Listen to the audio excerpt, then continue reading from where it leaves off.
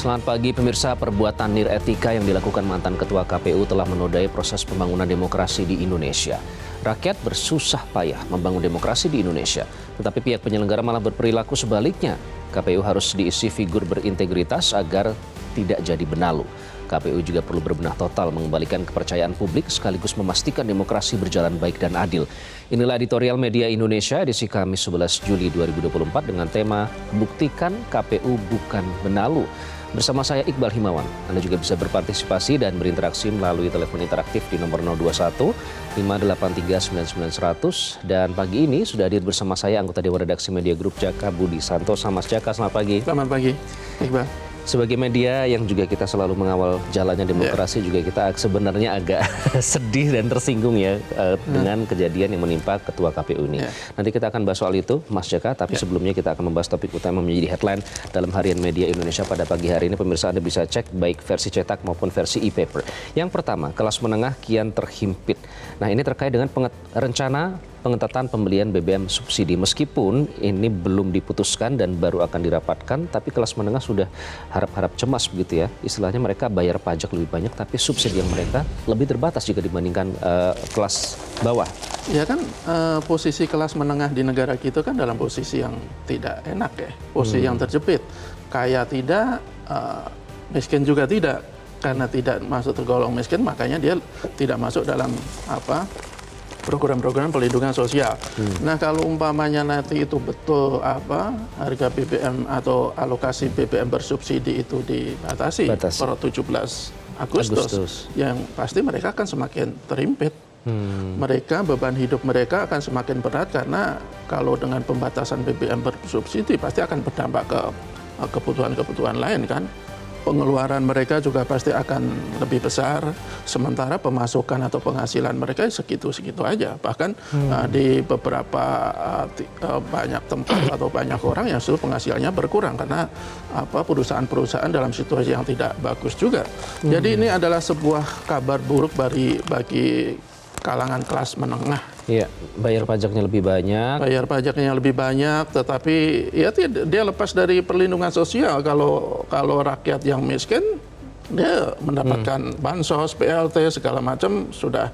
Nah, tapi kalau kelas menengah ini kan posisinya yang selama ini juga tidak terlalu dilihat oleh pemerintah. Sementara orang super kaya diberi subsidi atau insentif gila-gilaan. Di situ ada ketidakadilan berarti, Mas Jaka. Apalagi kayak mobil listrik, itu kan sebenarnya untuk orang-orang kaya. Kemudian juga rumah yang 2 miliar ke atas kalau tidak salah ya. Itu juga bisa dapat keringanan pajak, keringanan PPN. Jadi ada semacam ketidakadilan ketika kelas menengah atau sebagian banyak orang diharuskan menanggung beban yang lebih berat. Tapi di pihak lain ada beberapa kalangan yang justru mendapat keringanan-keringanan atau insentif tersendiri. Kalau alasannya untuk mengatasi pembengkakan subsidi BBM akan lebih bagus misalnya, ya pemerintah lebih tertib dalam menggunakan anggaran.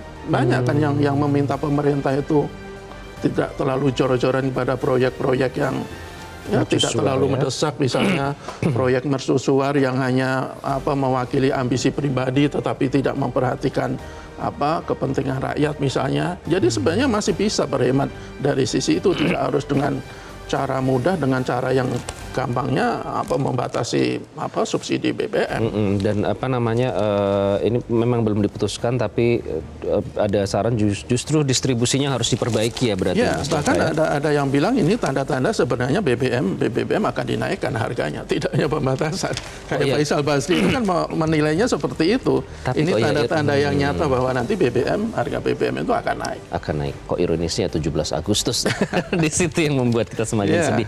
Dan kemudian ini juga yang sebenarnya membuat prihatin adalah memang masih dugaan dan harus masih diselidiki, tapi pansus sudah terus bergulir meskipun waktunya sangat mepet, udah mau reses ya, Mas Jaka. Jadi kira-kira akan kemana nih, karena disebut bahwa ini juga membuka kotak Pandora dari istilahnya kesalahan dari pengelolaan pelaksanaan haji itu sendiri. Ya, ini kan ada indikasi korupsi ya dalam pengelolaan kuota tambahan haji.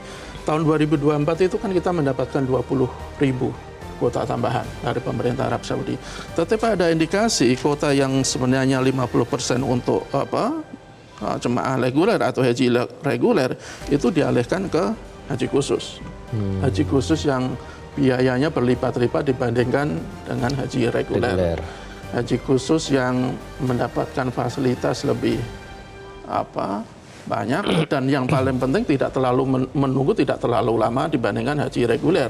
Tidak perlu berpuluh-puluh tahun, tapi cukup beberapa tahun. Dan konsekuensinya mereka membayar yang jauh lebih mahal. Dan pengalihan ini bukan tidak mungkin, ya ini sekedar masih ada dugaan ya. Itu ada indikasi korupsi, ada permainan uang di situ. Dan ini akan menjadi fokus utama panitia khusus DPR. Dan kita mendukung kalau mereka segera bergerak cepat, bahkan bertekad untuk tetap bekerja meskipun masa reses. Dan sebenarnya kinerja wakil rakyat yang seperti yang kita tunggu, ketika ada dugaan penyimpangan, ketika ada dugaan penyelewengan, ya sebagai lembaga pengawas DPR harus betul-betul bekerja sigap. Tidak perlu menunggu waktu lama, tidak perlu menunggu masa reses selesai, tetapi ketika mereka punya komitmen untuk mengungkap persoalan-persoalan seperti ini, ya masa reses pun tidak masalah untuk tetap bekerja. Bahkan sudah ada ini ya Mas, permintaan nanti rencananya meskipun reses akan bisa diadakan persidangan jika memang masalah itu mendesak ya. Ini agak berbeda dengan hak angket yang sebelumnya pada saat Pilpres. Terlepas apapun motif politis yang diduga berada di balik itu, tapi ini kan untuk kepentingan pelaksanaan ibadah haji di masa mendatang. Nah, Komnas menyatakan bahwa sebenarnya tidak ada pelanggaran karena Menteri Agama berwenang mengatur pembagian tambahan kuota haji, tapi di sisi lain menurut undang-undang kan sebenarnya memang hanya 8%. Jadi itu ada di undang-undang, Mas Betul. Jakub. Nah, soal benar tidaknya itu biar nanti pansus yang memastikan apakah ada dugaan penyelewengan atau tidak. Kalau ada dugaan penyelewengan tentu jadi serahkan ke penegak hukum. Tetapi bahwa kemungkinan adanya penyelewengan itu bukan tidak mungkin. Kita tahu Kemenak itu yang semestinya menjadi kementerian pelopor kebaikan, pelopor atau penjaga etika dan moral, bukan tidak mungkin tergelincir. Fakta sebelumnya kan juga sudah pernah ada menteri agama yang menjadi terpidana kasus korupsi. Jadi bukan tidak mungkin ada indikasi korupsi, tapi kita juga tidak bisa menghakimi bahwa mereka sudah pasti bersalah. Makanya inilah kinerja pansus yang kita tunggu. Oke, kita tunggu prosesnya. Dan juga yang sebenarnya sedang disorot ini adalah soal data pribadi kita. Ternyata sudah ada peringatan ya kemarin terkait dengan peretasan PDNS. Lemhanas sudah memperingatkan jauh-jauh hari ada potensi serangan siber tapi tidak digubris. Ini artinya pihak mana nih yang tidak menggubris yang dimaksud, Mas Jaka? Iya, ini kan sengaja kita jadikan berita utama di rubrik politik dan hukum ya. Ini kan persoalan yang sangat serius dan berkali-kali kita kebobolan oleh para peretas ya. Dan celakanya sebenarnya Lemhanas itu sudah memberikan peringatan seperti ini jauh-jauh hari sebelum kejadian yang sangat memprihatinkan ini. PLT Lemhanas Pak Eko Mariono itu menyebut bahwa pemerintah semestinya lebih aware karena potensi itu sudah diberikan diberitahukan sebelumnya. Kalau kemudian ada kebobolan seperti ini, ya berarti selama ini bisa jadi peringatan itu tidak terlalu ditanggapi secara serius oleh pemerintah atau pihak-pihak yang berkepentingan. Dan kalau ini yang terjadi, ya berarti mereka mengabaikan Lemhanas. Padahal Lemhanas itu dibentuk salah satunya untuk menjaga ketahanan nasional dalam segala hal, termasuk dalam upaya perlindungan data vital negara data ini. Itu kan dia juga punya tanggung jawab untuk memberikan masukan-masukan. Termasuk BAIS ya, Mas. Betul, ternyata ada yang leaked ya. Betul-betul memprihatinkan kalau itu benar kan. Kalau data BAIS, Badan Intelijen Strategis TNI sampai bobol itu, ya itu situasi yang tidak boleh kita toleransi lagi. Mesti ada penguatan sistem yang luar biasa, meski ada pihak-pihak yang punya kemampuan luar biasa untuk mengelola perlindungan data seperti ini. Kita tidak ingin kejadian-kejadian seperti ini, kejadian-kejadian yang sudah lalu, akhirnya terjadi lagi di masa-masa mendatang. Karena ya dunia ke depan itu kan ditentukan oleh teknologi, oleh IT. Jadi kita harus betul-betul kuat dalam bidang IT. Dan yang harus betul-betul kuat adalah juga integritas dan etika dari sebuah institusi atau lembaga yang perannya sangat penting dalam proses demokrasi di negeri ini. Kenapa hari ini mengangkat soal buktikan KPU bukan benalu ini terkait dengan kasus etika menjerat Ketua KPU Hashim Asyari? Ya, benalu itu kan parasit ya. Parasit itu yang menggerogoti, kalau di pohon itu kan menggerogoti pohon itu dan lama-lama akan mati kalau tidak segera dibasmi. Jadi kita melihat ada sifat-sifat kebenaluan lah katanya dalam tubuh KPU selama ini. Jadi salah satu kan sudah terbukti dengan dipecatnya Hasyim Asyari sebagai ketua KPU. Ya bisa kita sebut mereka adalah perusak KPU. Bagaimana seorang ketua KPU yang semestinya memimpin atau mengorganisasi lembaga sepenting KPU dalam proses demokrasi, tetapi justru berlaku sebaliknya, justru berbuat asusila, justru melanggar moral, bahkan bisa jadi melakukan penyelewengan kekuasaan, penyelewengan kewenangan, penyelewengan keuangan. Jadi kalau kemudian dia diberhentikan oleh DKPP dan 2 hari lalu dikuatkan dengan terbitnya Kepres pemberhentian dengan tidak hormat terhadap Hasyim Asyari, itu sesuatu yang memang sudah semestinya. Tetapi ini bukan akhir dari upaya untuk memenuhi KPU. KPU setelah ditinggalkan Hasyim Asyari harus membuktikan bahwa mereka memang bukan benalu. Mereka adalah lembaga yang memang profesional, punya integritas, punya kredibilitas dalam menyelenggarakan pemilu, termasuk pilkada yang akan segera bergulir. Meskipun sebagian orang melihat bahwa sebenarnya mereka sudah tidak layak untuk menyelenggarakan pilkada. Anggapan-anggapan bahwa KPU sudah tidak layak menurut saya ya wajar-wajar saja kalau kita lihat dari kinerja KPU selama Pilpres dan Pileg, termasuk diperparah dengan kasus Hasyim Asyari. Oke, dan itulah yang harus dibuktikan ya, Mas Jaka ya. Itu yang menjadi topik dalam editorial Media Indonesia kali ini. Pemirsa, kita saksikan bersama, buktikan KPU bukan benalu.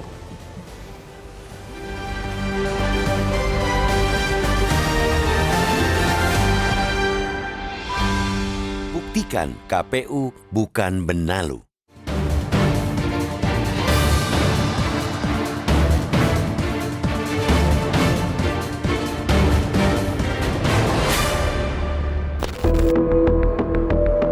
Negeri ini sedang bersusah payah membangun demokrasi.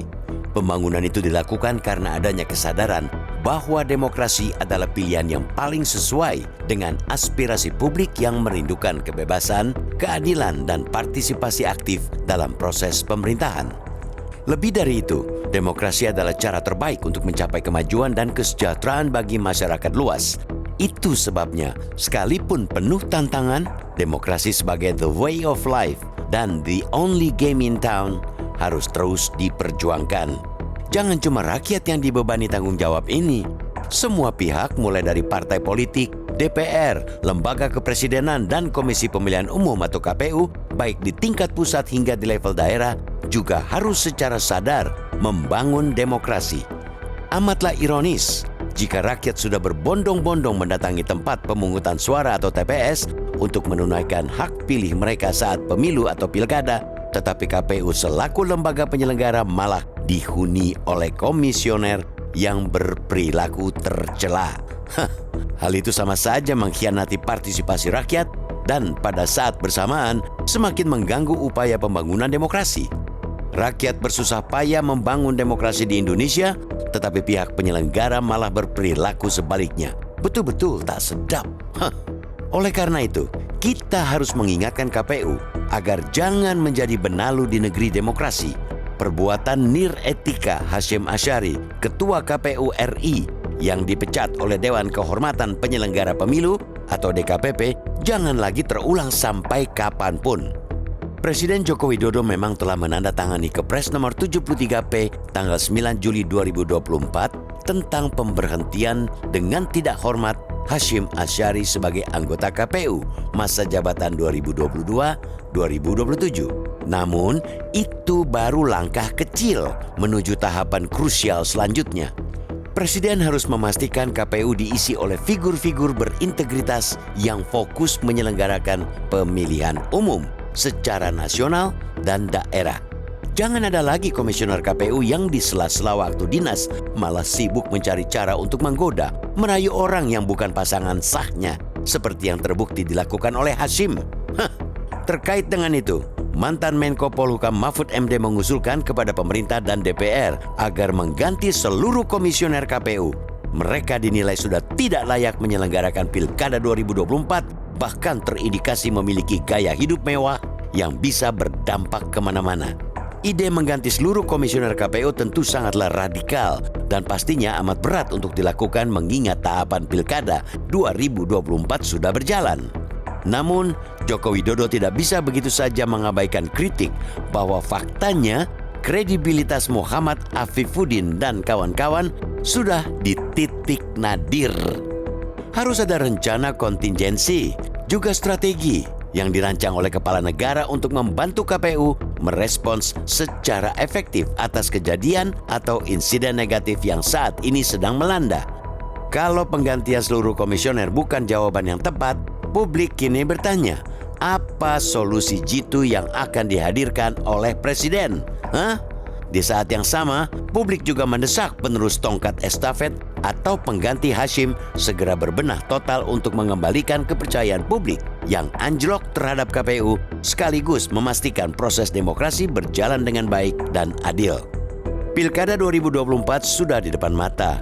KPU jangan malah melakukan langkah-langkah yang kontraproduktif seperti merencanakan kunjungan kerja atau kunker ke luar negeri, Eropa dengan dalih pengawasan dan lain-lain. Prioritaskan kegiatan domestik dan lakukan penguatan internal. Rencana kunker ini tentu tidak masuk akal karena Pileg dan Pilpres sudah selesai. Panitia Pemilihan Luar Negeri atau PPLN juga sudah dibubarkan. KPU bisa saja membantah bahwa isu itu tidak benar, tapi ingatlah pepatah yang berbunyi busuk kerbau jatuh berdebu. Perbuatan yang kurang baik lambat laun akan ketahuan orang lain juga.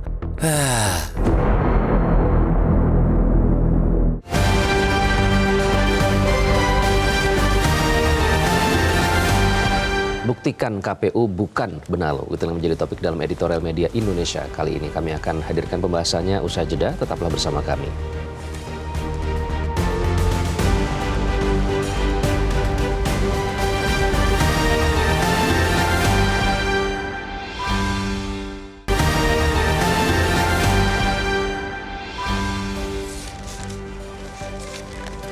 Anda kembali di editorial media Indonesia, pemirsa, dan kali ini topik kita adalah buktikan KPU bukan benalu. Ini adalah terkait dengan kasus etik yang menjerat ex-ketua KPU Hasyim Asyari yang sudah diberhentikan dengan tidak hormat. Kepres dari Presiden Jokowi sudah diteken. Nah, apa ini dampaknya terhadap kredibilitas KPU? Kita akan membahas lebih lanjut bersama Direktur Eksekutif Perludem, Khoirunisa, melalui sambungan telepon. Mbak Ninis, selamat pagi, apa kabar? Selamat pagi, Mas. Baik, alhamdulillah. Mbak Ninis, apakah cukup berhenti dari sini dengan pemberhentian tidak hormat Ketua KPU, mantan Ketua KPU Hasyim Asyari? Nah, apa selanjutnya yang harus dibuktikan oleh KPU untuk mengembalikan kredibilitas mereka? Ya, tentu KPU harus berbenah ya. Sekarang kan sudah ada PLT ya, sedang ada PLT Ketua KPU yang baru. Dan saya rasa PR pertamanya adalah membenahi apa yang kemarin sempat terjadi di KPU dan memang harus cepat. Mereka sekarang akan menyelenggarakan pilkada. Kalau terkait dengan kasus asusila-nya sendiri gitu ya, itu kan artinya membuktikan bahwa di internal penyelenggara pemilu sendiri mungkin belum ada kontrolnya gitu ya. Tapi harus membuat tuh gimana cara pencegahan kekerasan seksual di internal tubuh penyelenggara pemilu. Saya rasa itu PR pertama KPU. Dan berikutnya terkait dengan pilkada, kita tahu misalnya kemarin-kemarin ya di era kepemimpinannya Pak Hasyim kan beberapa aturan teknis terkait pemilu itu hadirnya terlambat. Nah, KPU yang sekarang kalau ingin mengembalikan citranya kepada publik, ya tidak bisa seperti model yang dulu lagi nih. Jadi mepet, semua kebijakan itu keluarnya mepet. Yang sekarang nggak bisa lagi seperti itu. Nah, yang kedua adalah kemarin KPU sempat ada kontroversi ya dengan mengakomodir putusan Mahkamah Agung misalnya. Nah, kalau ingin mengembalikan citranya kepada publik, nah KPU mau melakukan apa nih dengan situasi yang kemarin sempat muncul ya? Apakah ingin merevisinya kah? Karena sekarang sorotannya kan akan menjadi ke KPU gitu ya, apalagi misalnya beberapa waktu yang lalu Prof. Mahfud mengatakan ini KPU nggak layak nih menyelenggarakan pilkada. Nah, mau melakukan apa KPU-nya gitu ya kalau tidak segera berbenah? membenahi apa yang terjadi sebelum-sebelumnya, ya saya rasa kepercayaan publik bisa menurun ke KPU, apalagi sebentar lagi kita mau pilkada. Masih banyak PR-nya, misalnya Sirekap juga masih belum tahu akan seperti apa. Kemarin ada masalah di pemilu. Nah, KPU-nya mau melakukan apa nih? Kira-kira seperti itu, dan itu harus cepat, Mas, karena pilkada kan sudah 4 bulan lagi. Oke, Mbak Ninis, kalau kita melihat pernyataan dari Pak Mahfud ya, oke, itu memang masih dugaan. Tapi perlukah publik ini khawatir? Karena pernyataan ini bukan berasal dari sembarangan orang ya. Pak Mahfud juga pernah menjabat sebagai seorang Menko Polhukam di kabinet. Kemudian juga data ini sebenarnya bukan hal yang baru-baru saja kita dengar. Namun kali ini dinyatakan oleh Pak Mahfud MD. Nah, perlukah sebenarnya publik khawatir dengan dugaan-dugaan tersebut jika memang itu dilakukan oleh KPU? Iya, saya rasa kalau ada kecurigaan dari publik itu hal yang wajar, Mas. Kita tahu kan kasusnya Pak Hasyim yang diberhentikan oleh DKPP itu kan puncaknya. Tapi sebelum-sebelumnya kalau dikaitkan dengan pelanggaran etik, KPU itu sudah berulang kali mendapatkan sanksi etik dari DKPP. Peringatan keras, itu kan sudah berkali-kali ya, dengan berbagai macam kasus gitu. Nah, artinya kan ya memang ada persoalan gitu ya terkait profesionalitas, etika gitu ya, integritas. Nah, ini harus segera dibenahi gitu loh dengan waktu yang tidak bisa berlama-lama. Jadi harus bergerak cepat gitu ya. Jangan sampai kemudian publik malah ya merasa bahwa ya penyelenggara kita kali ini tuh nggak layak gitu loh. Padahal kita mau pilkada. Memang kalau secara teknis yang menyelenggarakan adalah penyelenggara pemilu yang ada di daerah. Tapi KPU ini kan pembuat kebijakannya, penanggung jawab akhirnya, itu semua ada di KPU. Jadi KPU-nya ya memang harus segera memperbaiki lebih partisipatif, akuntabel, terbuka terhadap publik gitu ya, komunikasinya kepada publik lebih baik lagi. Kemudian soal internal ya, saya ingat kemarin pernyataan dari Mbak Titi Anggreni kalau tidak salah, ini ada sorotan soal sistem kolektif kolegial yang berada di internal KPU itu sendiri. Sebenarnya seperti tadi Anda juga sudah menyatakan peringatan terakhir, tapi diberikan berkali-kali, itu agak aneh ya, jadi terakhirnya sampai beberapa kali begitu. Kemudian tidak mungkin ya jika anggota KPU yang lain tidak tahu begitu istilahnya, tapi tidak ada yang mengingatkan, padahal mereka berada dalam satu lembaga. Nah, apakah ini juga harus dievaluasi secara internal mereka, Mbak Ninis? Iya, artinya kan bisa dikatakan mungkin pengawasan internalnya yang tidak berjalan secara maksimal, Mas. Jadi, memang penyelenggara pemilu, KPU, Bawaslu, DKPP punya peraturan bersama ya terkait dengan bagaimana menegakkan etika dan profesionalitas. Tapi kan itu nggak cukup kalau di internalnya, pengawasan internalnya juga nggak berjalan gitu loh, saling kontrol. Memang dalam mengambil keputusan kolektif kolegial bersama-sama. Tapi dalam mengawasi sesama ini apakah juga dilakukan saling mengawasi gitu ya? Dibuat nggak mekanisme internalnya misalnya untuk melapor kemana gitu ya, bertemu dengan siapa, di mana. Nah, hal-hal semacam itu kan lembaga ini kan lembaga yang perlu menjunjung tinggi independensi gitu ya, imparsialitas, kemandirian. Kan hal semacam itu juga perlu ada kontrolnya gitu ya. Mau ketemu dengan siapa nih, partai politik, berdua saja kah? Di tempat umum kah, di kantor kah, di manakah? Nah, hal-hal seperti ini kan perlu SOP yang memang mungkin akan sangat teknis, tapi itu dibutuhkan. Nah, semacam ini ketika misalnya itu lulus, artinya kan belum maksimal pengawasan secara internalnya. Gitu. Pengawasan internal artinya memang karena KPU tidak memiliki semacam dewan etik ataupun dewan pengawas untuk mengawasi internal, Mbak Ninis? Karena kan sekarang dewan kehormatan itu di luar lembaganya, Mas. Beda dengan KPK atau MK yang ada di internalnya. Jadi memang kalau kami sih merekomendasikan ya sebaiknya ada di internal lembaga itu gitu ya, tidak di luar seperti sekarang DKPP yang merupakan lembaga sendiri. Oke. Baik, terima kasih Mbak Ninis Hoirunisa, Direktur Eksekutif Perludem, sudah bergabung dengan Editorial Media Indonesia. Terima kasih Mbak Ninis. Jadi pengawasan internalnya kan sudah tidak ada, jadi pengawasannya di luar ya, Mas Jack. Apakah itu juga berpengaruh? Karena kan semua berawal dari dalam ya. Ya, bisa jadi, bahkan meskipun sudah ada pengawasan internal pun kan para pimpinan lembaga kita juga masih banyak yang berlaku semena-mena kan. Ya di mana di KPK misalnya udah ada. Tidak menjamin ya berarti. Tidak menjamin. Di KPK sudah ada kan pengawasan internal, ada dewas. Tapi faktanya ketua KPK itu diabaikan ya. Bahkan menjadi tersangka dalam kasus pidana juga kan. Jadi apa yang paling penting adalah menurut saya adalah bagaimana kita memilih para pimpinan ketua lembaga itu dari awalnya sudah dengan cara-cara yang baik. Kalau hulunya baik kan hampir pasti kan hasil akhirnya kan juga baik. Tetapi kalau hulunya itu buruk, bisa dipastikan hasil akhirnya atau proses-proses berikutnya juga buruk. Kalau kita lihat kembali menengok ke belakang pemilihan komisioner KPU misalnya, itu kan dari awal sudah penuh kontroversial.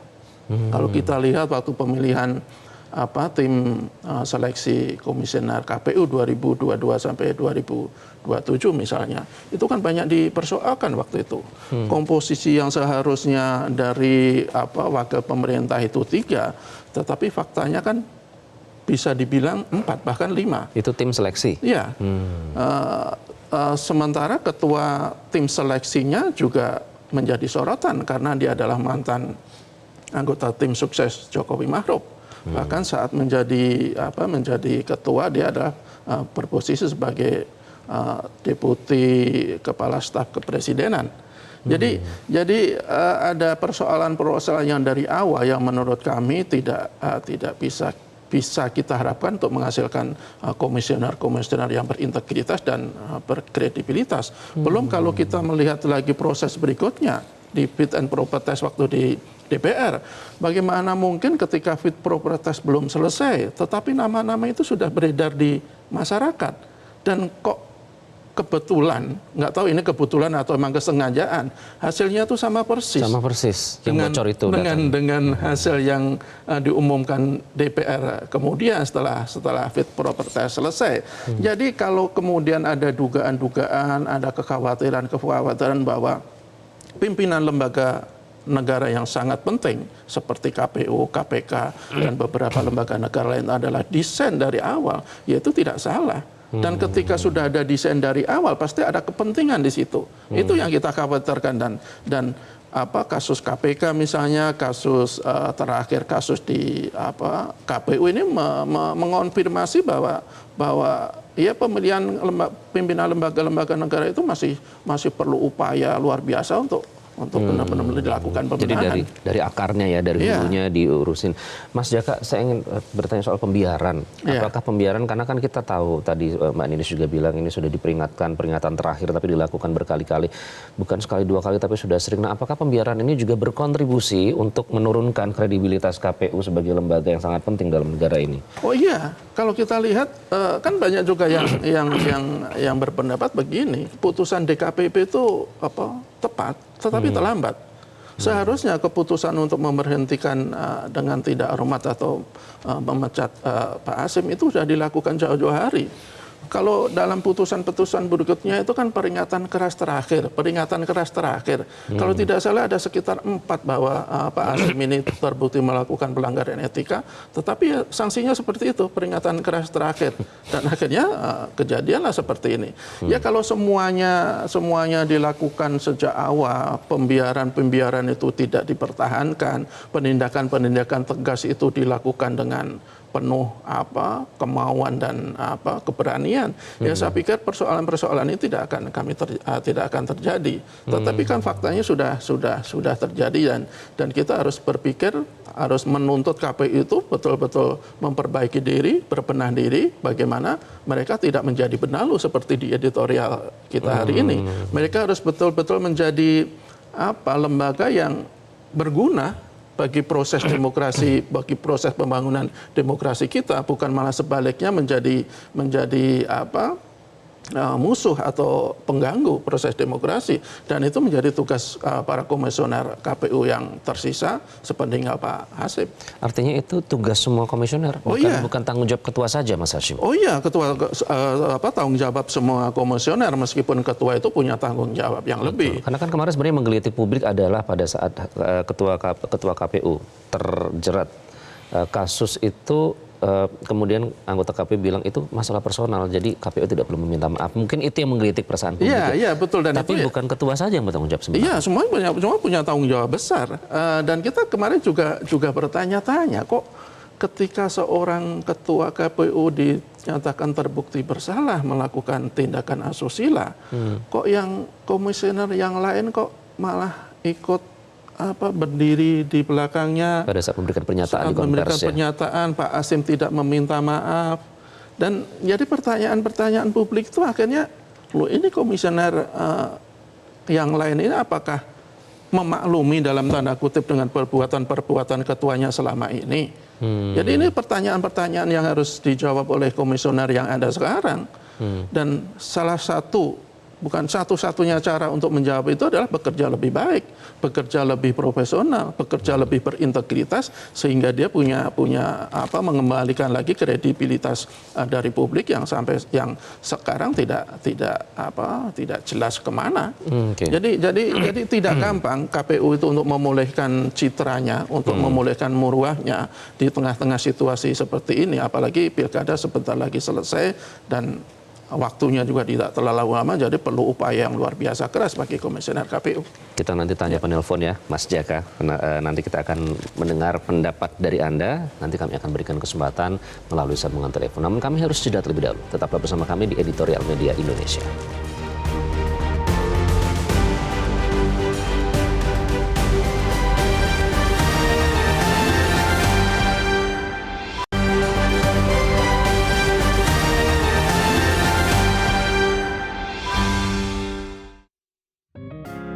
Media Indonesia mengajak Anda untuk mengakses fitur premium e-paper. Dengan sajian konten berbasis intelektual dan meneguhkan kebangsaan, Media Indonesia tampil dengan lebih dinamis melalui e-paper Media Indonesia yang dapat Anda akses kapan saja, di mana saja. Caranya mudah, download aplikasi Media Indonesia di Android atau ketik link e-paper.mediaindonesia.com atau bisa scan QR Code pada layar kaca Anda. Klik tab e-paper di bagian samping layar tablet Anda, daftarkan data diri, serta pilih paket berlangganan e-paper Media Indonesia sesuai dengan kebutuhan Anda. Nikmati juga bonus spesial tambahan 4 halaman rubrik fokus setiap hari.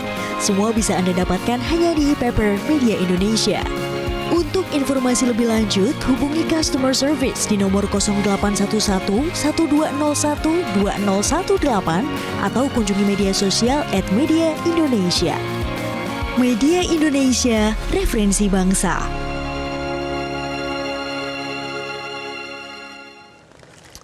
Anda kembali di Editorial Media Indonesia. Pemirsa, kami masih membahas terkait dengan tema kredibilitas KPU yang kini dalam pertaruhan. Dan temanya adalah buktikan KPU bukan benalu, apalagi momentumnya ini menjelang pilkada serentak di saat KPU harus membuktikan kinerjanya sebagai sebuah lembaga yang profesional. Kita akan berikan Anda kesempatan untuk memberikan opini melalui sambungan telepon. Yang pertama kita sapa Pak Suhardi di Jambi. Pak Suhardi, selamat pagi. Selamat pagi Pak Suhardi.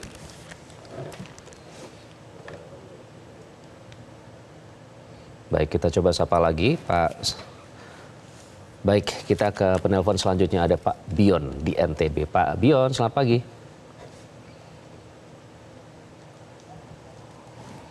Selamat pagi Pak Bion. Kita coba sapa lagi, ada Pak Bion di Nusa Tenggara Barat. Pak Bion, selamat pagi. Baik. Tampaknya ada sedikit kendala komunikasi pagi ini, tapi tidak apa-apa. Karena banyak yang sebenarnya ingin bergabung. Nanti kita akan coba sapa lagi Pak Suhardi dan juga Pak Bion yang sebenarnya tadi sudah sempat tersambung melalui sambungan telepon. Oke, kita akan coba panggil lagi. Pak Bion, selamat pagi. Selamat pagi, Bung Jaka, bagi selamat pagi. Ya, baik. Silakan Pak Bion. Selamat pagi, Bung Iqbal dan Mas Jaka. Selamat pagi. Selamat pagi. Baik, terima kasih. Jadi begini, Bung Iqbal dan Bang Jaka. Ini membungkam sebuah proses demokrasi yang independen. Ketika rakyat mengibarkan bendera pesta demokrasi yang dimana rakyat menginginkan secara transparan, jujur dan adil, ternyata KPU memberikan contoh yang moralnya adalah moral yang tidak sepakat dengan apa yang dicantumkan dalam agama kita. Nah, persoalannya adalah ketika BKPP, institusi pemerintah, ini ada unsur KKN di dalamnya. Karena KPU ini adalah lembaga politik. Jadi rentan terhadap nepotisme dan kolusi di dalam proses pelaksanaan pemilu yang adil dan bermartabat. Ini satu. Dan kedua, saya juga dah berpikir sama parlemen ini. Mereka digaji besar, tapi mereka diam dengan proses pelaksanaan seperti ini. Mereka tahu adanya indikasi terhadap persoalan-persoalan moral. Nah, ini persoalan negara kita ini tidak saja di KPU, Panwas juga begitu, KPK juga begitu. Jadi lembaga mana yang kita harus percaya jurisprudensi yang harus kita pakai dalam mengkonsiderasikan hukum. Nah, jadi kalau seperti ini negara kita, lalu kredibilitas, akseptabilitas dan kemampuan anak bangsa ini dikebiri oleh kelompok-kelompok yang pro terhadap tidak reformasi. Ini satu, Bang Jaka, Bang Iqbal. Lalu yang kedua, kita ini tidak pernah konsisten di dalam melaksanakan aturan yang ada dalam undang-undang. Ini persoalannya. Mereka disumpah atas nama Allah, tapi mereka korupsi, maling, rampok di negara ini. Sakit kita sudah ini berapa dekade sejak Rezim Soeharto sudah berjuang untuk pemberantasan korupsi, Bang Jaka, Bang Iqbal. Ini yang kedua. Lalu yang ketiga, carilah orang-orang yang memang punya integritas yang hebat di Republik ini. Jangan ada diskriminasi politis. Ya mohon maaf, ini ada Pulau Jawa dan Sumatera membelakangi pulau yang ada di timur. Ini terus terjadi. Sehingga anak bangsa ini merasa diskriminatif. Ya tolonglah panitia, baik itu di KPU, Panwas, KPK, apa saja lembaga ini, supaya mereka betul-betul independen. Jangan ada titipan, ini saya yakin titipan di KPU ini. Di KPP juga titipan. Sangat terlambat mereka putuskan ini. Semestinya harus diputuskan sebelum terjadi. Itu titipan. Oke, terima kasih Pak Bion dari Nusa Tenggara Barat sudah bergabung dengan editorial. Selanjutnya ada Pak Edward di Bengkulu. Pak Edward, selamat pagi. Selamat pagi, Metro TV. Baik, silakan Pak Edward. Saya melihat judul dari pagi ini, buktikan bahwa KPU bukan benalu. Saya cuma menyoroti apa yang disampaikan oleh Bung Jaka tadi, bahwa mereka akan ada mengadakan kunjir ke luar negeri, kunjungan kerja kunker ke luar negeri. Ini betul-betul memperhatinkan sebagai KPU lah. Sedangkan penyelenggaraan pemilu, pileg dan presiden sudah selesai. Ini kan intern di dalam negeri. Apa relevansinya mau berkunjungan ke luar negeri? Betul-betul KPU kita sorot ini. Janganlah menghamburkan uang negara yang sia-sia. Gunakanlah uang negara itu dengan seefektif mungkin, karena negara kita sedang dalam tidak baik-baik saja. Itu yang pertama. Yang kedua, saya tidak sependapat kalau Pak yang calon wakil Mahfud MD mau mengganti total, kan ada prosesnya. Janganlah keputusan itu karena emosional, karena kekecewaan. Yang salah oknum, ya oknumnya dihukum. KPU-nya kita minta untuk selanjutnya, yang ada di KPU sekarang, itu tunjukkanlah integritas Anda, buktikan bahwa Anda tidak terlibat dalam kasus ini. Memang kasus asusila ini adalah kasus pribadi antara Hasyim Asyari dengan oknum CIT, itu CAT apa itu yang namanya. Itu silakan. Tapi KPU yang lain, tolonglah bekerjalah. Anda sebagai event organizer dalam suatu penyelenggaraan pembuktian demokrasi di Indonesia, kerjakanlah sesuai aturan. Anda sudah disumpah, tolong menunjukkan integritas. Kalau mau diganti-ganti, Presiden sudah memberhentikan Hasyim Asyari, ya gantilah ketuanya, carilah lagi mereka karena kolektif dan kolegial. Kalau korupsi saya setuju bahwa mereka bersama-sama bertanggung jawab. Tapi kalau kasus asusila tidak bisa, harus satu orang yang bertanggung jawab karena yang melakukan. Baik, Pak Edward. Terima kasih Pak Edward bergabung dari Bengkulu. Kemudian ada Pak Sukiwi di Sumatera Utara. Pak Sukiwi, selamat pagi. Ya, selamat pagi Metro TV. Baik, silakan Pak Sukiwi. Kita yang sebagai rakyat kecil sekarang yang di bawah ini sebenarnya sangat pesimis, sangat prihatin melihat negara kita sekarang ini. Kita selalu dengan slogan NKRI harga mati. Tapi kenyataannya kita lihat ini sepertinya pemimpin-pemimpin sekarang, semua lembaga-lembaga itu yang mau mematikan RKRI atau harga mati NKRI. Sepertinya mau mematikan. Karena apa? Setiap hari kita dipertontonkan bukan prestasi-prestasi daripada pemimpin bangsa kita. Tapi tontonan-tontonan yang setiap hari yang kita lihat adalah tontonan yang negatif. di mana KPU, masalah pelecehan asusila, belum lagi KPK yang dipercayakan untuk memberantas korupsi. Ternyata di dalamnya penuh dengan oknum-oknum yang korupsi. Belum lagi hukum kita, penegak hukum itu malahan banyak yang melanggar hukum. Sedangkan kita tahu kondisi sekarang ini ekonomi kita sedang tidak baik-baik. Ya, semua lapangan kerja kenyataannya sangat berkurang, pabrik banyak yang tutup. Kita tahu, lihat di Kamboja aja itu anak muda kita yang di bawah 40 tahun itu sudah ratusan ribu.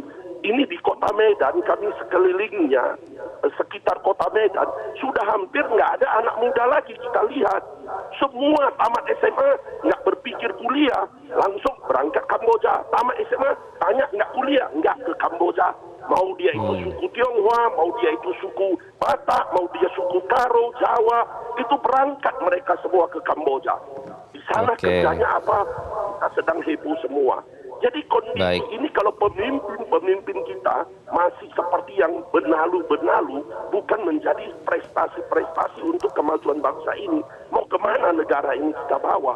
Kita harapkanlah di mana transisi pemimpin ini dalam waktu dekat ini, Pak Prabowo, dia adalah seorang tentara, TNI Jenderal, semua kami bangsa Indonesia sangat berharap, tolong Pak Prabowo, tegakkan, kembalikan NKRI itu benar-benar NKRI yang ditakuti oleh bangsa negara Pak luar. Sukiwi.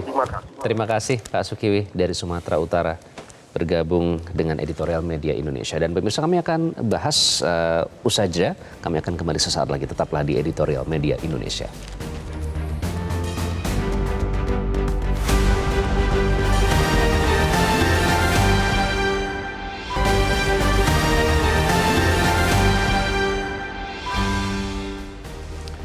Anda kembali di Editorial Media Indonesia, Mas Jaka. Jadi tadi kita sudah dengar langsung kegeraman dari para penelpon. Jadi siapa lagi yang harus dipercaya lembaga-lembaga yang memegang peran begitu pentingnya di negeri ini?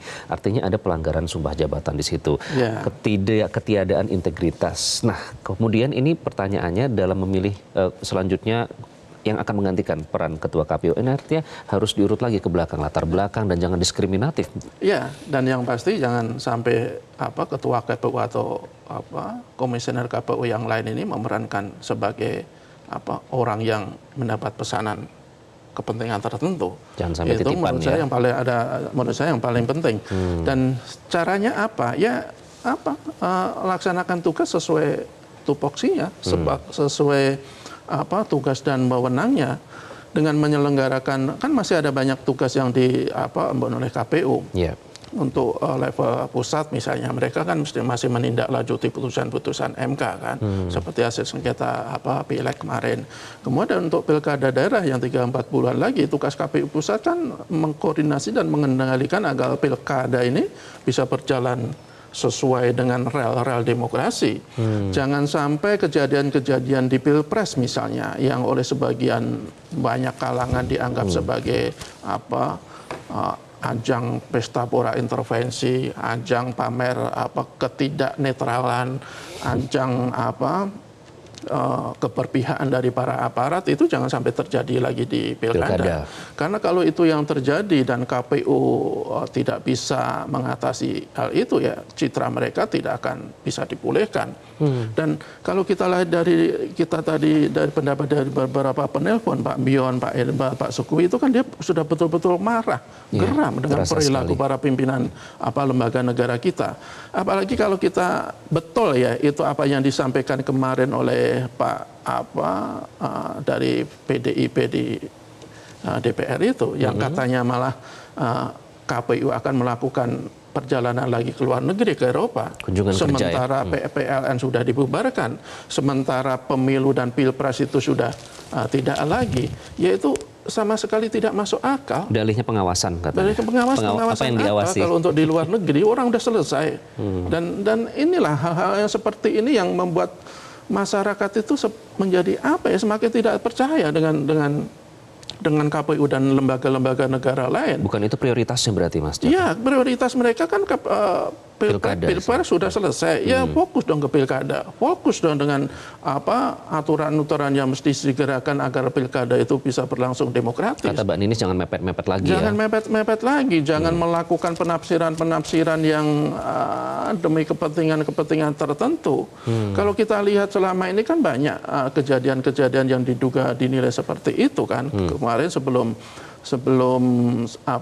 dinyatakan bersalah, terbukti bersalah kan Pak Hasim juga dengan gesitnya menyatakan KPU segera menindaklanjuti putusan MA yang soal batas usia itu kan. Cepat ya. Ya, begitu cepat, dan itu kan banyak yang menganggap itu sebagai karpet merah bagi putra Pak Jokowi untuk tampil di pilkada. Jadi hal-hal seperti itu Yang harus dibuktikan. harus dihentikan.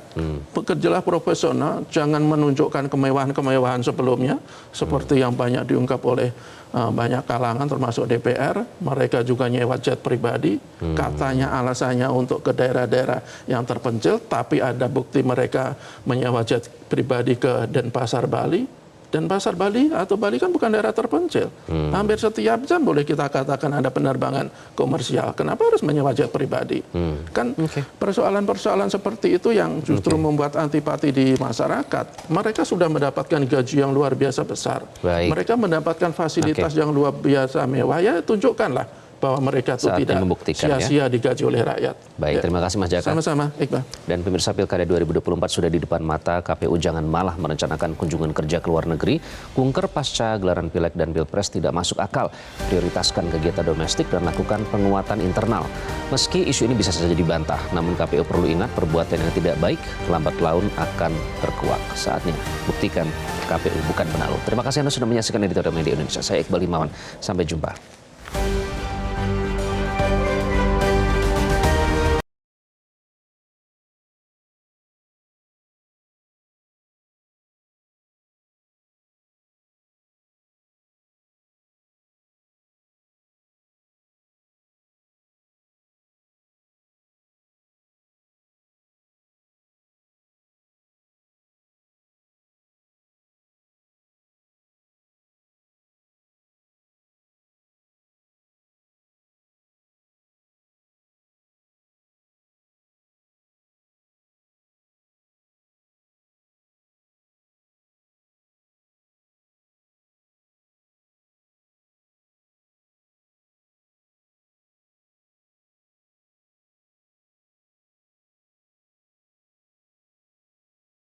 Jelajahi cara baru mendapatkan informasi. Download Metro TV Extend sekarang.